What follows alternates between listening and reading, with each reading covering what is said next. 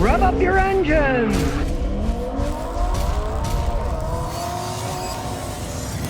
Well, here's one for you. Now the managers at Ford Motor Company are planning on the strike. Ford managers said they're going to take industrial action over their pay.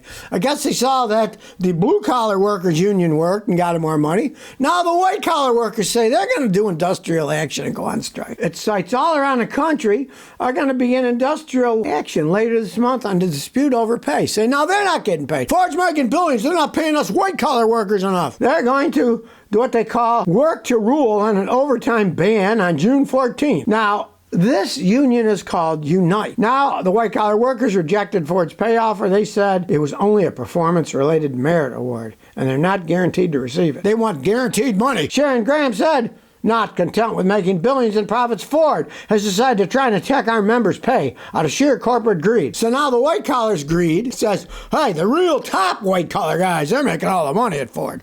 Us lower guys, we're not. So we're going to go on strike. And Ford countered with something you could tell was written by a lawyer. Ford said, we regret that it has resulted in this outcome, considering the fair and balanced offer made and the competitiveness of our LL6 pay and benefits package. You can tell a lawyer wrote that one, right? So now even the white-collar workers are going on strike. What's happening in this country? It's falling apart. White-collar workers of the world, unite. You have nothing to lose but your swimming pool and your tennis courts. Well, in the short run, the price of gas is down a little, and they say because it's a glut on the market of gasoline and diesel. Hilarious, right? The price of gasoline and diesel is dropping down quite a bit. But where do we get? Peanuts. Listen, the national average was $3.53, and it's down from $3.54 a week ago. Whoop-de-doo, 1 penny. They could be paying half the price of the oil, or they'll knock the price down for us about a penny. You know,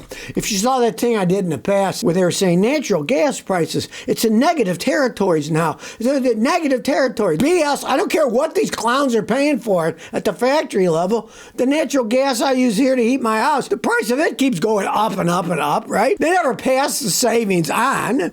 They're scumbag giant corporations, right? For a barrel, we're paying $30 less for a barrel, but let's give them 3 cents off on a gallon of gasoline. It's absolutely absurd. And everybody complains. And you say, what's the government? The government doesn't do anything about it. They're in the back pockets of these people. Corporations basically control them, so what do you think they're going to do? They'll whine and whine. Sometimes they bring them to Congress where they berate them. The congressman, you oilmen, you're greedy pigs. And the oilmen are just sitting there, we're not going to change anything. And now they're giving us pennies back now, but soon they'll raise it back up with some other excuse. Just read an interesting article. I kind of agree. And the guy says, Chinese automakers are so efficient that even tariffs won't hold them back. They can make so much profit, China. They can make these things so cheaply that even if they put tariffs on them, and they're doing it in Europe now, they planned on EV taxes on Chinese vehicles, which aren't sold in the United States yet. Biden was saying they were going to put 100% tariff on them, right? The Chinese are so good at making this stuff, they probably won't even stop them. Now, the European tariffs that they're working on, they said it's going to be 30% or maybe even 50%. But this analyst said, I don't think that's even going to stop them. They're too efficient. And in this case, they're talking about EVs going to Europe, which are already there, right? Europeans are complaining, this is not fair. We want taxes just like the American. Oh, we make expensive crap. We don't want competition from people who make better stuff that's cheaper, right? All the electric car companies have had problems. Europe, United States car manufacturers seem to make a lot of junk that has a lot of problems. So,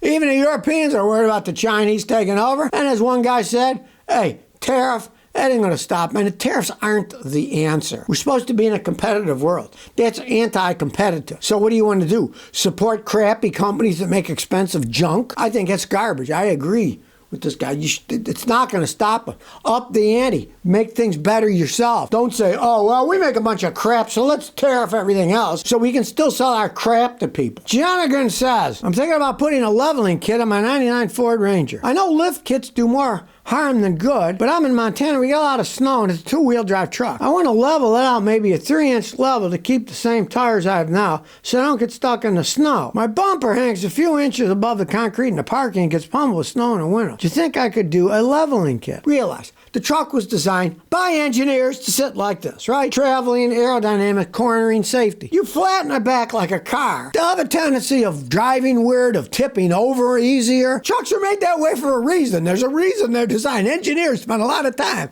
designing this stuff, right? You change it and level it. Now, if you drive slow and you want to do that so it doesn't drag in the snow, go right ahead. Just realize if you're going to be a hot dog driver, you're not going to be happy. It's going to flip over if you corner too fast.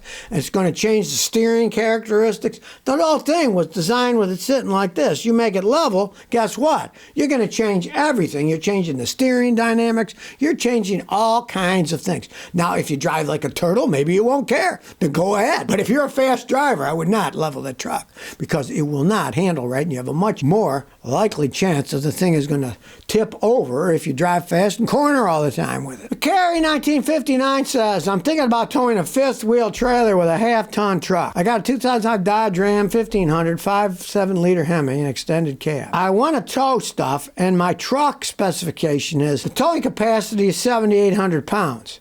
And the fifth wheel specifications are the trailer can take 8,500 pounds, and the trailer itself weighs 6,000 pounds. I mean, I've seen people do it, and it usually tears up the transmissions and the rear ends first. Fifth wheel trailer, you need a bigger vehicle, one that's set up for it too. Plus, yours is an '05 Dodge Ram. This thing is 19 years old. Everything is worn. You're going over the carrying capacity of it to begin with. It's a worn engine. That's not a smart idea. You know, you want a big trailer like that, you need a bigger vehicle. That's all there is to it. Now, you could put it on. I've seen people do it, but like I say, it destroyed transmissions, rear ends, blew up engines eventually because there was too much strain on them. You got a 19-year-old vehicle. You don't want to put some overrated heavy fifth wheel like that. That's too much for that vehicle. Well, I'm really getting tired of the horse manure that all this green energy has. Here's one that just breaks me up. They have these weird little turbines you can stick on a fence. They spin sideways. They say they're quiet. And it says, turbines yield 2,200 kilowatts of quiet energy every year. That comes out to only 6 kilowatts a day. The average house uses between 20 and 30 kilowatts a day. House, right? And they say, well, these aren't for houses. This is for putting on the tops of buildings for industrial use, right? Well, the power that they're making doesn't even supply 1/3 of what one house uses every day. So what do? They give us these absurd figures. Turbines yield 2,200 kilowatts of quiet energy, but then it's 2,200 kilowatts a year. How about telling us the truth? That's like 6 kilowatts a day. And that's if the wind's blowing, right? Save energy, my butt. They can't even supply one house a day. It's just peeing in the wind. You can use wind for that. Yeah, peeing in the wind, right? It goes back on you. I just can't believe the crap that these people are throwing out, right? Oh, it's great, interesting design, right? Doesn't make noise, twirls around, but it doesn't make much energy either. Now, an average house would need 5 of these giant fence things hooked up together, and that would be 70 feet by 49 feet. It would take all that area up just to make enough energy to do one house.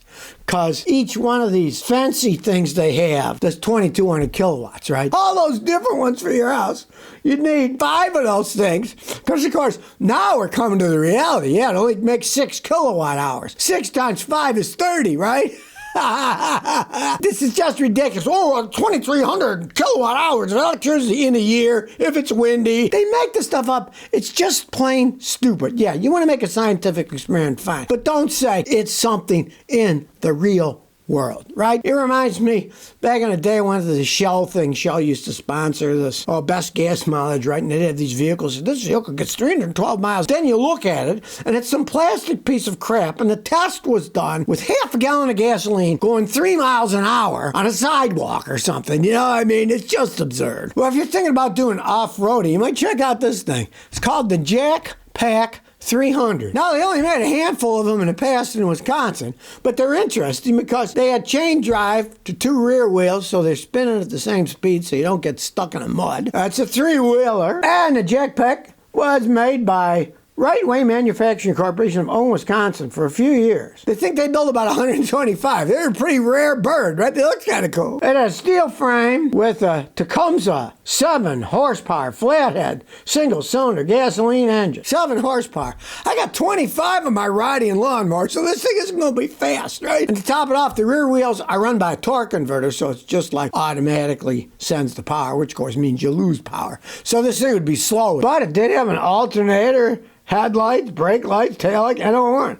And it could go 35 miles an hour. Of course, it's not street legal, made for taking off-road, really. But a little blast of the past to history here. People made all kinds of crazy design. Somehow this guy made about 125 of them. If you can find one, who knows? One day it might be a collector's item. So if you never want to miss another one of my new car repair videos, remember to ring that bell.